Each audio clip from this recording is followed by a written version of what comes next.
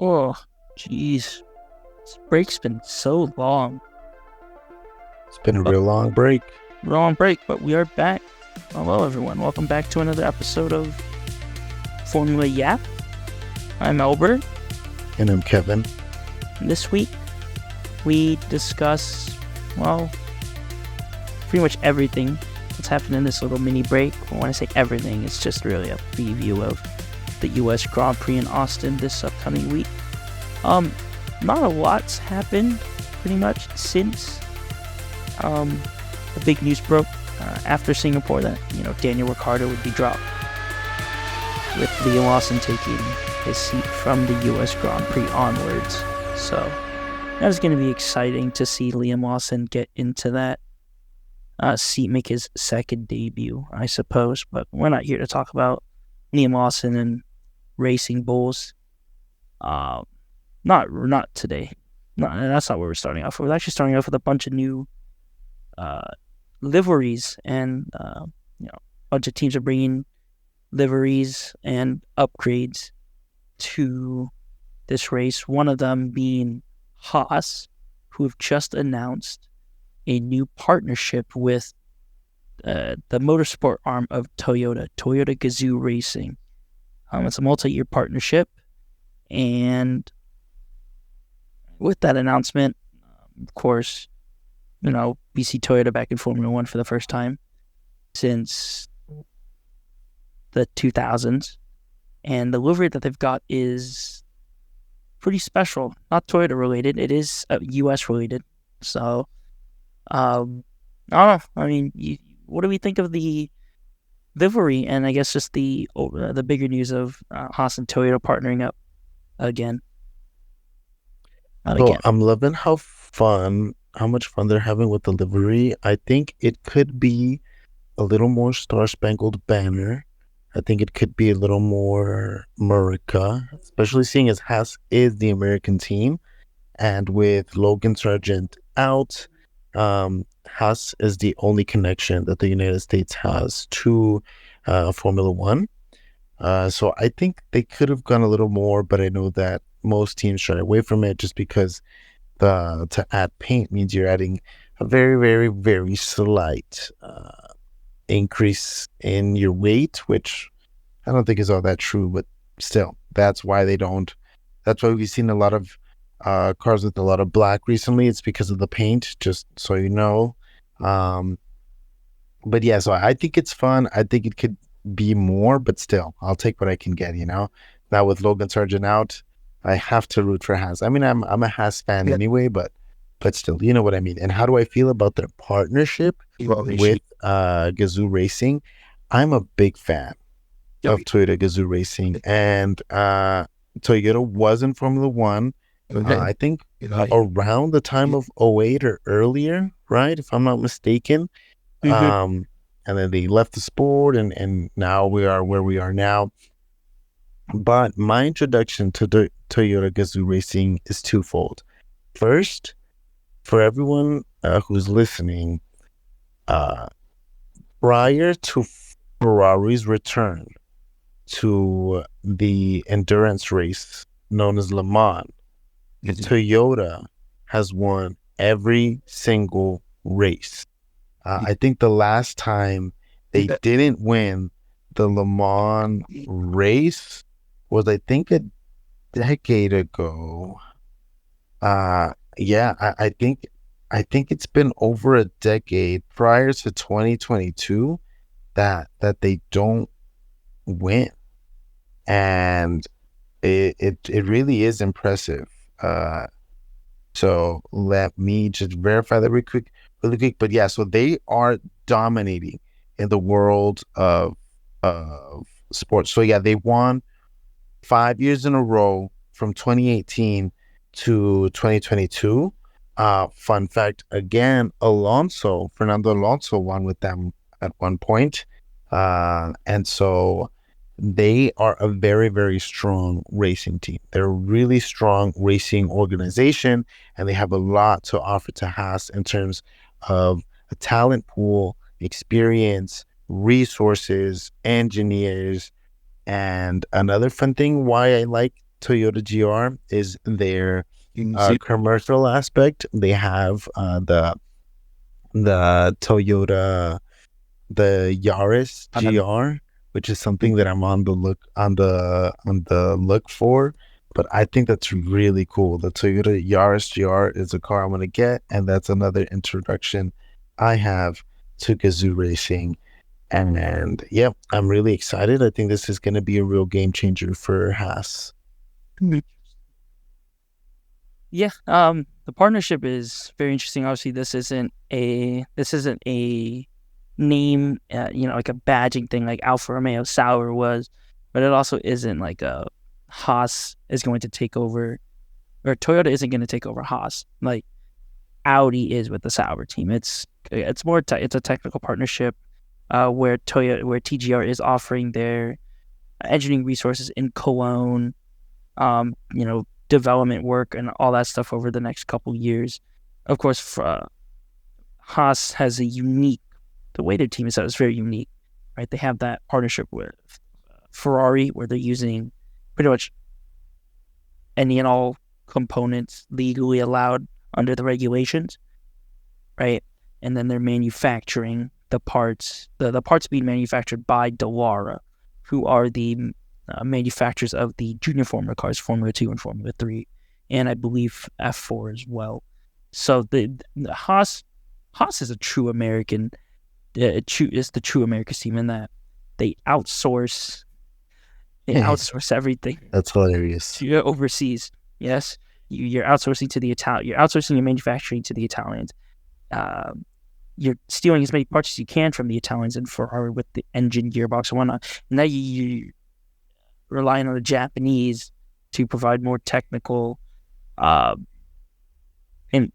technical expertise and even more facilities to use, which is that's something that and now I think about it, it's very ironic, very typical American. But it is interesting. It is exciting, obviously, to see a name like Toyota, like TGR, and a manufacturer like Toyota back on the grid.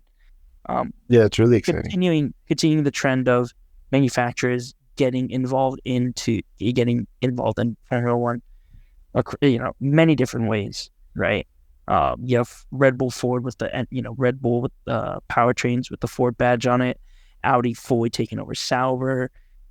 Now you have this Haas partnership with TGR, and then obviously the elephant in the room obviously is Andretti and General Motors Cadillac entry that's in limbo. So it's interesting. It is going to be fun. It is obviously, like I said, nice to see another manufacturer on the grid. What this might yield for Haas, who knows? In terms of, but that's yet to be seen. This is this first race. They haven't done anything yet. The livery, a lot of black. Obviously, the trend has been to go more exposed carbon fiber, which is kind of boring, but it's where the trend is. So you wish to see more Star Spangled Banner, red, white, and blue, but for what they've got, I think it's a stunner. It stands out. It's very unique, very quintessential American. Can't really complain about that. And then in addition to that, they're bringing upgrades as well. Their technical director says the upgrades are focused on the floor and the bodywork. Looks to be this might be their last upgrade of the season. Hopefully it works out. What happened last year when Haas last year at the Austin Grand Prix, Haas dropped pretty much a B spec car. Pretty much, like they upgraded pretty much everything on the car, made it look like a Red Bull, and that didn't work. So, kind of a low point for them last year. Hopefully, with where they are this year, they're doing much better. They're fighting for 6th in the championship with Racing Bulls. So hopefully this upgrade will work out for them. And I can't really complain. No complaints, really. Haas, America's team. I miss Logan Sargent. Haas, do something. Someone do something with Logan Sargent, please. I miss him. We all miss him. We all do. What would you rate this out of 10? Out of 10? Ooh, okay. So what gives it points immediately is the eagle right in front of Haas. It's giving GI Joe, which I love. Type shit. Um, Like it. and the MoneyGram screams American capitalism, which again Yeah. gives it points because it's unironic. Like they have no choice but to put it there. So right now we're at a 5. We're already at a 5.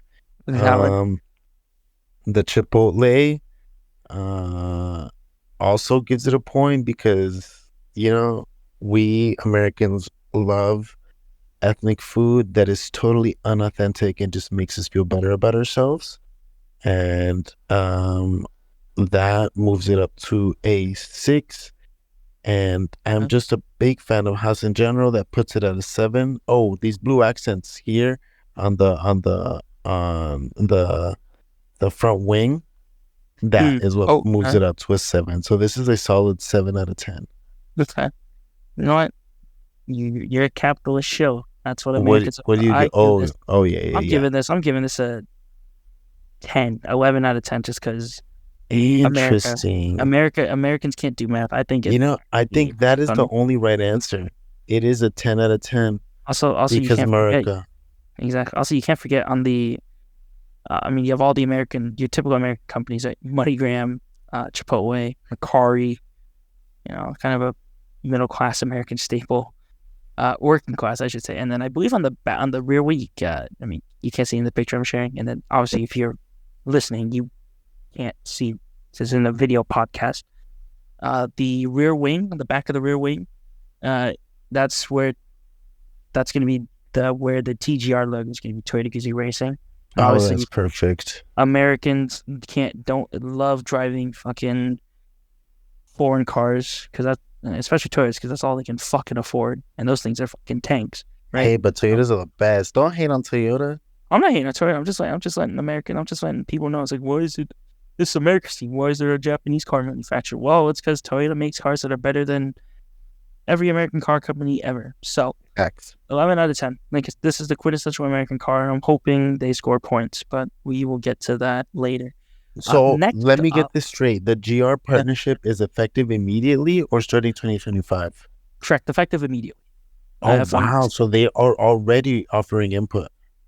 Correct, yeah, because obviously the 2025, they have to start. They've already started working on the 2025 car, right? Oh, wow. That's great. No, that's really good. And especially with the new, and I don't think it's a coincidence that we recently got a new Second, let racing me just, director of the team.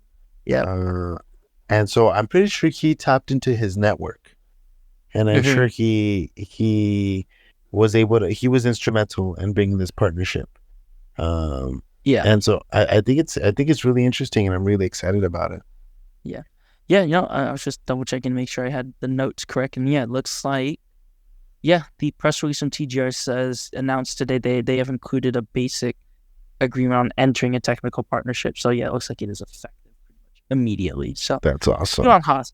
And oh, I completely forgot the irony as well. Fucking Io Komatsu of Japanese descent now partners up with TGR, a Japanese car manufacturer. Nice, love Yeah, it. like I said, Okay, I don't think that's a coincidence. I think he tapped into his network for the benefit of his team, and I'm all for it. 100%. All right. So enough of us Americans showing about America's Formula One team. We move on to the French assholes. Oh, I mean, that That's was, hilarious. that was definitely uh, what's the word I'm looking for? That was definitely just slip of the tongue. No, not really. Is Alpine? They have come out with the Indiana Jones inspired for the U.S. Grand Prix. Um, very. I'm not sure Indiana Jones is American, but let me see if I can. You know, Take it's this an real quick. interesting car. It really is. I don't know You know, whether it will fare well under with the conditions of I wonder how it's gonna look under the Texan sun. I really do. yeah, because yeah, I do agree. The images that they release is in it looks like it was taken in a fucking dark room, It's right, with very orange misleading. tint. Yes, 100%. But yeah, it looks like this is advertising, or this is in partnership with Microsoft or Xbox and Indiana Jones on the new Indiana Jones game, I believe. I don't believe it's a movie. I believe it's a game. Indiana Jones and the Great Circle or something. I'm just going off of the thing. So it looks like, pretty much nothing special, right? Or quote unquote special. They pretty much replaced the Alpine blue, right? Where the car's normally blue on the Alpine with the orange, or like, that leather orange from the Indiana Jones fit or whatever, right? So you may find yourself asking. You may find yourself in a position where you're asking yourself, About why do I see four McLarens? No, no, no, no, no. You see two McLarens, and all the way in the back, you will see someone pretending to be a McLaren, and that is Alpine. Oh, see. Now I see where you're going. See, that's funny because they're going with orange, and also the Alpine might be moving to Mercedes engines for 2025. See, I know you didn't know that. You probably didn't know that, but I see where you're going with that. See, I made that I connection. didn't, but foreshadowing? Foreshadowing? Question mark. You know what? We'll save that. We'll save that topic about Alpine moving to Mercedes another day. But yeah. The images from Alpine. I mean, like I said, obviously, poor audio listeners, you can't see it. Really simple. Like again, right? The Alpine blue, the car's normally blue, the Alpine blue with the pink highlights, the BWT or whatever. Just replace with orange. Just think of the Alpine car where there is color, replace it with like orange and like brown from like Indiana Jones. That's It pretty much could work though. It could work. I'm optimistic about this one. I'm optimistic as well. I mean, you can't go too much on press releases. But that is, that is what we're working with. Don't think Alpine, at least from what, no major upgrades, upgrade packages coming in. So nothing to write home about in terms of their performance. I mean, we all know they're going to be toiling towards the back as they've been all season, or most of the season, I should say. So nothing to write home about. This is a quick write off. Yeah, if you ever find yourself wondering what Alpine's upgrades are, don't worry about it. They don't have upgrades. Yeah, not this. What's great about Alpine is they have two French drivers who hate each other, and that's really all you need to know about Alpine. It's two French drivers driving for a French team. Those drivers hate each other, and well in tow with the fact that France is a bunch of farmland. They are driving a tractor. This is a tractor amongst Formula One cars. I agree, and we've seen that this is not the only tractor on the grid. Luckily, the other tractor doesn't have a special livery, so and I mean they don't need to. With how obvious it is to spot them out. They don't need to flaunt the fact that they're not good. Yeah, I mean I don't have to name the team. I think everyone that's listening, think you guys can and fucking tell who I'm talking about. But anyways, let's just drop the rating. Drop the rating. Oh no, I was not talking about V-Carb. Oh hell no, you have the wrong team. Oh no, we have the wrong team. Who are you talking about? Spill the tea. It's all about Sauber. They're driving a tractor too. Albert, that's they don't need right. no special livery. They don't need no special livery. They don't. The green stands out enough. Exactly. So enough garbage. Let's get to it. Alpine livery rating. Just based on the images, like I do agree the images, at least from the F1 story and then the press release, kind of misleading, very hard to tell. But I'll give them the benefit of the doubt. The Indiana, if they got the color scheme right, like give it a solid 7, 6.5, 7 out of 10. Yeah, I mean, can't go wrong. I give it a 7. Actually, I'm a pretty big fan of Indiana Jones. I'll give it an 8. I dig it. Here we go. What are you gonna do? You gonna shill out this Indiana Jones game next? The Alpine's getting sponsored for this event or some shit. Like I dig it. All they need is a quick video of Harrison Ford standing next to it, and they've got me. Fucking, you're a fucking. Yes, I'm a sellout so much. Aren't you the sellout? All right, the final team that's bringing a special livery is McLaren, and they are bringing back what some people are calling a fan favorite. So they It's won't their be the Chrome. papaya team for the weekend. Nope, they are the Chrome team this weekend. Well, papaya with Chrome. Dom Now, dom. if if you don't know what Chrome we're talking about, yeah, it's going to be Chrome, like silver painted. But the reason they're doing it is because obviously they're sponsored by Google Chrome, right? Now, if you don't use Google Chrome, first of all, good job, actually. I'm proud of you if you don't use Google Chrome. You Then haven't again, you haven't caved to peer pressure. no, but then again, let's be real. Every modern internet browser is built on Google Chromium, Yeah. including Google Chrome. So technically, everyone uses Google Chrome. So, Yeah. anyways, the nerd engineering talk, software dev crap aside, yeah, the Whap McLaren whap. livery, they're bringing it back again. The Chrome livery, the main on the side pods where the OKX logo would be, which is their Web3 and crypto sponsor. Their main sponsor has been replaced by the Google Chrome logo, or Google Chrome, the logo on the airbox at the top, and on each side they've got the Chrome. On each side pod they've got the Chrome pretty much logo, right? They've maintained the papaya, of course, in black or exposed carbon wherever they could, and then on the wheel covers themselves, they've got the four colors of the Google Chrome logo: Okay. red, blue, green, and yellow. I mean, you can't miss it. So It's always the spot.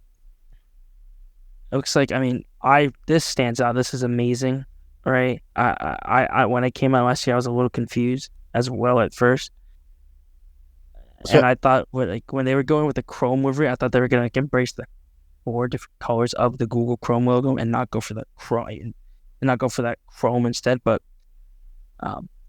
I could see why people call this a fan favorite, or why the publications call it a fan favorite. And I'm pretty sure it is a fan favorite because it does stand out. It does stand out, and silver is a nice contrast to the papaya. You can't complain. So I am a huge fan of the Chrome livery. I think it looks really nice and it looks great in pictures. It looks really well, and it's unlike gonna the look great LP, this weekend. And there's a small chance that both of them cross the line first tomorrow, so they'll look great crossing the line. oh, absolutely, absolutely. Not yeah. I mean, that's really it. Nothing, nothing too intricate. Just big splash of Chrome where they could, and then obviously incorporating Google Chrome, like circle, ball, logo, whatever the hell you want to call it. See, I would give this an 11 out of 10, but that's already reserved for Haas. I'd give this like a 10. This is like a pretty solid special livery, at least for this race. I think out of the three that we've seen so far, I think this takes this is perfect. I mean, Yeah, this takes a cake. It really is really nice. And exactly. I dig it. I think, all the fans dig it. With them being at the front, you're going to see a lot of Google Chrome. So if you're not using it, don't bother. If you see, oh shit, Google Chrome sponsoring McLaren, should I get the browser? Don't. 99% of you probably already use a browser that are probably already use Google Chrome. And if you don't need to, because your browser is built on the same engine that Google Chrome is. So don't even worry about it. Anyways, enough of that aside. Speaking of, damn, I was trying to pivot that. That was a terrible pivot. Okay. Moving on. Yeah, that's funny. From It's all good. liveries to upgrades. Obviously, we talked about the Haas upgrades. Pretty sure there'll be some other teams bringing upgrades as well. But the main topic that everyone's bringing up, the main team that's bringing upgrades that everyone's going to be looking at is Red Bull Racing. As we know, they've been in a slump the past couple of races. McLaren and Lando Norris are slowly closing the gap to them in the standings. Obviously, McLaren is leading the World Constructors Championship over Red Bull, if I'm not mistaken, and Max Verstappen is, I believe, just 50. I need to do the math real quick. Yeah, so it's not a points. huge difference. So currently, Max Verstappen is at 331, while Lando is at 279, which brings it the lead to just a whopping 52 points, which can change in about two races. That's a lead that will set you apart in just two races time. So I mean, obviously pending what the difference in what the actual performance is, but I unless Max Verstappen DNFs, he will stay most likely. Well, we're not going to talk about this yet. We're talking about upgrades, but it's a 52-point lead, and Lando has a good shot of winning it. Yeah. But what do you think about these upgrades? What's the news among the paddock? What kind of upgrades are they bringing? Uh, from what I'm hearing, or from not what I'm hearing, because I don't have connections in the paddock like that. From what all we know is that it's going to be a quote unquote significant upgrade package, which includes a new floor design. Okay. So this could be a complete redesign of the floor, most likely. We don't know. But we don't know exactly what else. Specifically, they've been pretty tight-lipped about this Red Bull. The media doesn't seem to be not as much as we do. Obviously, just feeding off of that. But this is going to be critical. There's only 6 races in the season. If this upgrade doesn't work and puts them even further behind,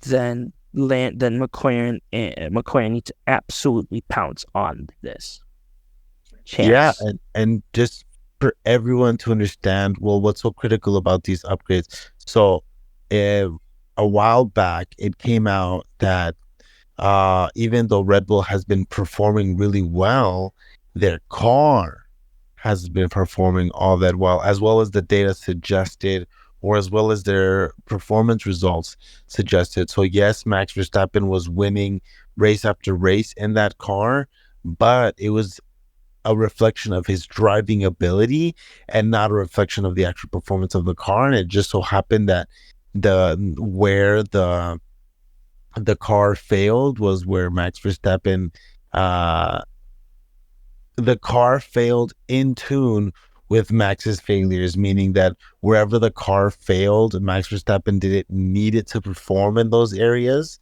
right? Kind of like a survivor bias type of situation.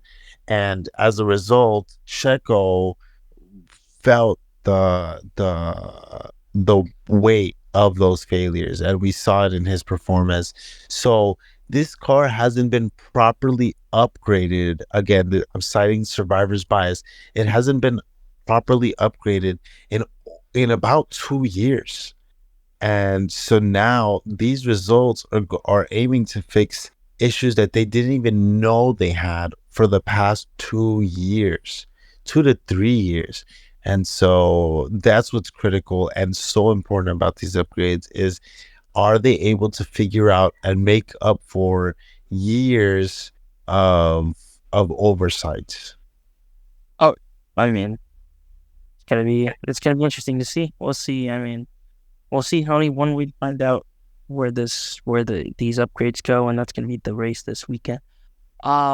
Speaking of technical stuff this weekend, the FIA, yes, that FIA, yes, Everyone's I mean, there's only everyone's the biggest op in the world of Formula One specifically, about not motorsport as a whole. I think just Formula One, just beefing with the FIA. professional They tattletales. Yes, they have introduced a I should say introduce.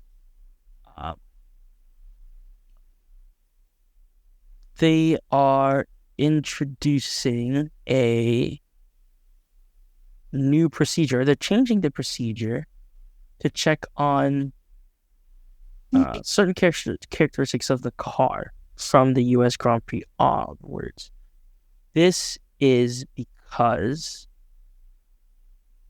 there have been growing suspicions. I'm just going to read this. I'm just going to read the first 2 fucking paragraphs from this, from the article from motorsport.com. Thank you, by the way. We'll link this so that people don't think I plagiarized. Growing suspicions of a cunning Formula One car ride height adjustment trick under parc fermé conditions has triggered an immediate FIA response from this weekend's U.S. Grand Prix, Motorsport.com can reveal. Sources have revealed that discussions have taken place between several teams and the FIA over recent weeks to discuss concerns that one unidentified outfit may have found a clever way to adjust front bib clearance between qualifying and the race. Now, why is this important? Obviously, you can't change the car characteristics while under parc fermé. That is a clear breach of technical regulation. Doing so would be a significant penalty. We've seen that happen before, where if you change the car under parc fermé condition, from qualifying to the race, for example, you might be starting from the grid or from your pit lane, pretty much, right? Now, what is this front bib thing that they're talking about? I'm not an engineer, I'm not a mechanical or aero engineer, or car engineer. I don't know what a front bib is, right? But what I do know is that if you even adjusting this part of the car, even by a small amount between qualifying and race trim, is significant. It can unlock some performance. I'll put it that way. It can unlock quite a bit of performance. And, these changes can be made, while, during like a pit stop or whatever, in between quali sessions, and the FIA are none the wiser. And it's very, very, seems to be very, very secretive. Like, it's very hard to check for, so looks like what the FIA are doing in response to these allegations they're going to change the procedure to check when checking these this front bib, which could include like checking if there are any seals that might be So it appears to be something that's really technical then.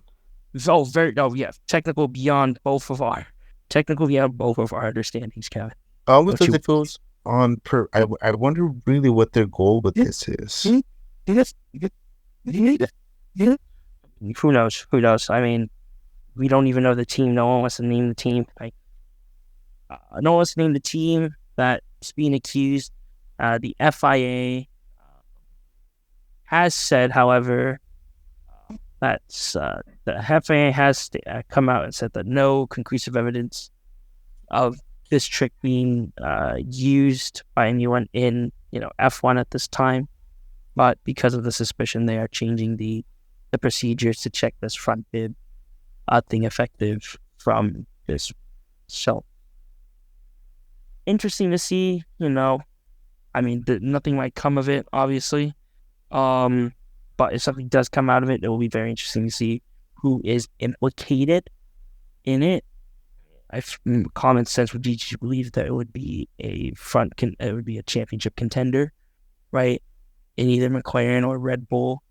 But we're not here to create rumors and talk about that, right? So no point in doing it. The season's already exciting enough. No need with all the drama that's gone on so far. I don't think there's need to stir up any more drama, especially when there are allegations like this. But yeah, like I said, interesting to see. It's definitely something to keep an eye on over the next couple of weeks as well.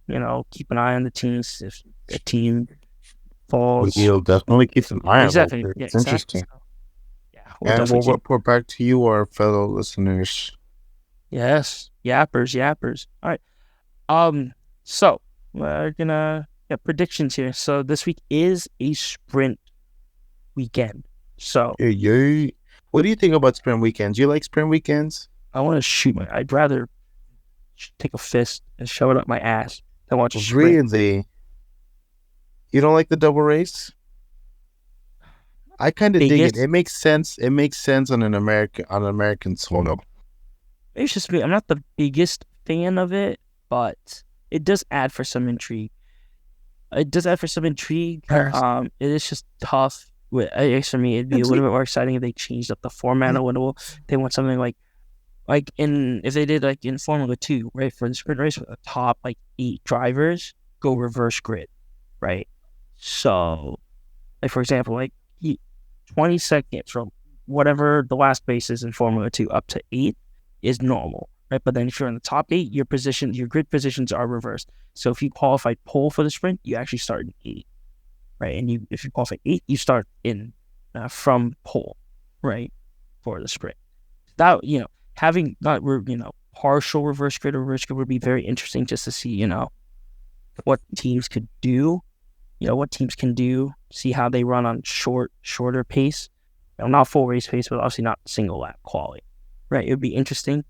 And then, or maybe a different qualifying format.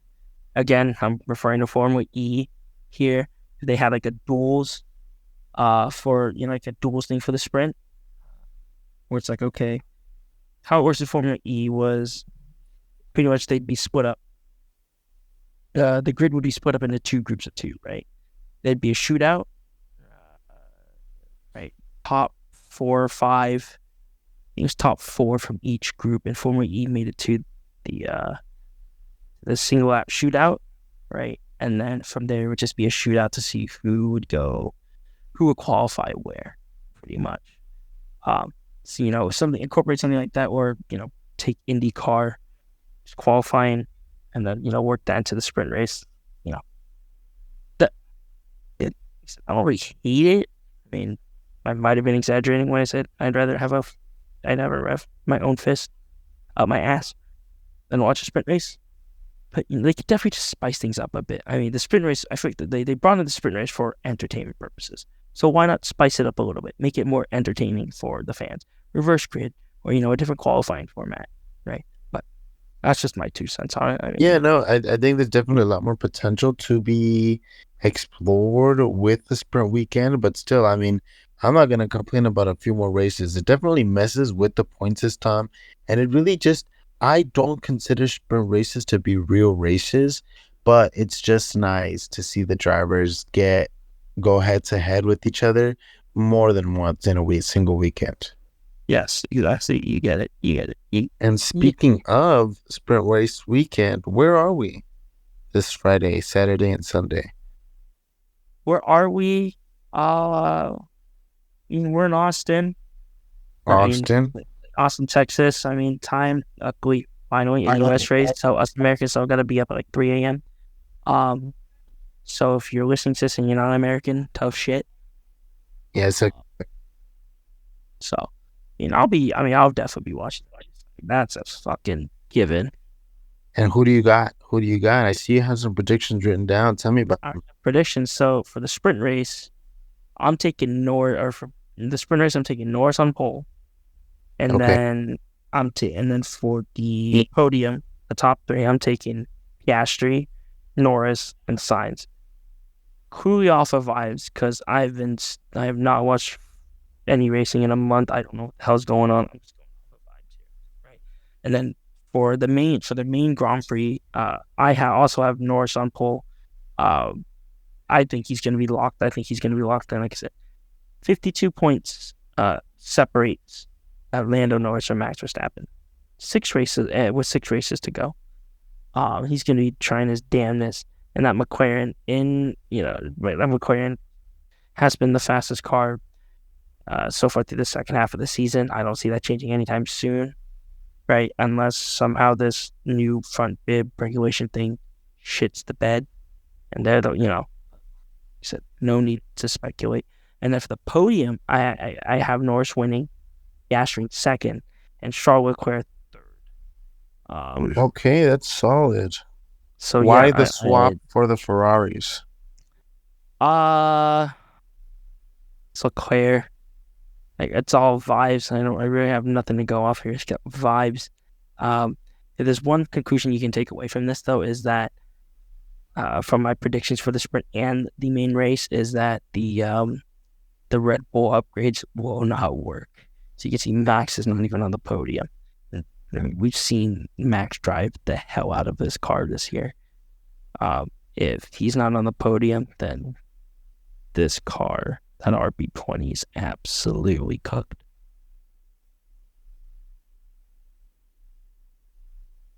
But yeah, what do you think? Kevin, let's get your predictions.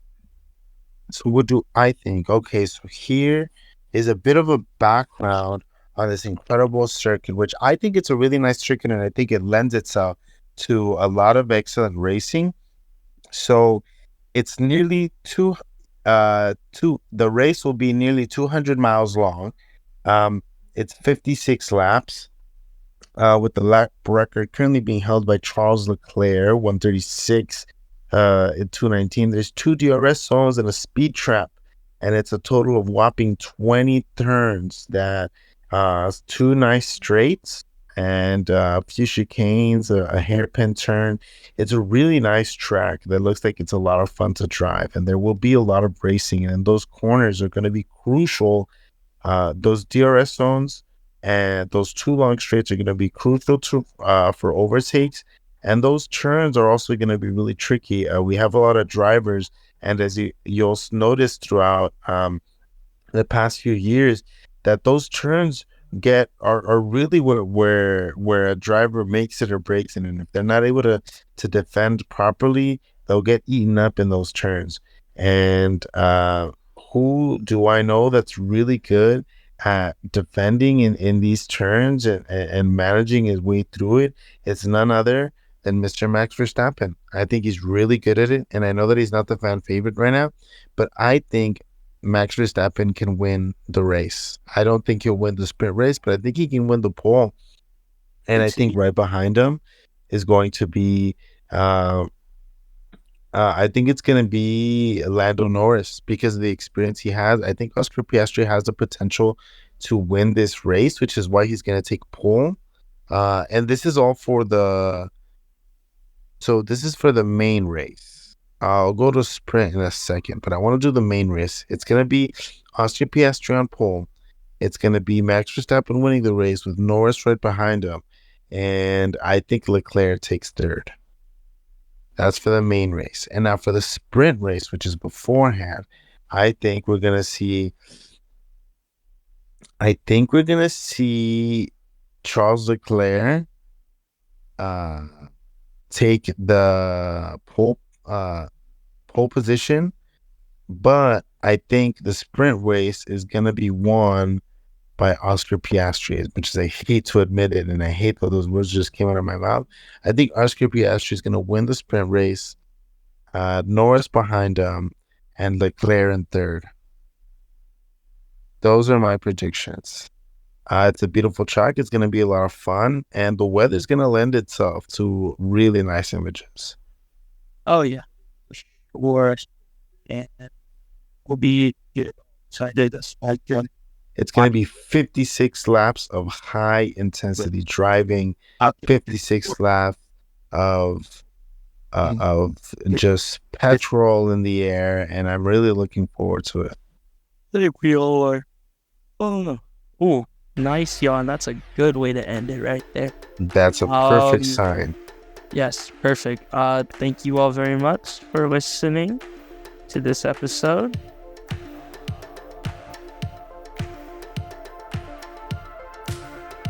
I don't know what I was trying to do there. I lost my train of thought. Thank you so much for joining. Thank you for listening in. Thank you for checking out Formula Yap. Just 2 bros yapping about Formula 1. Yes, everything and anything Formula 1.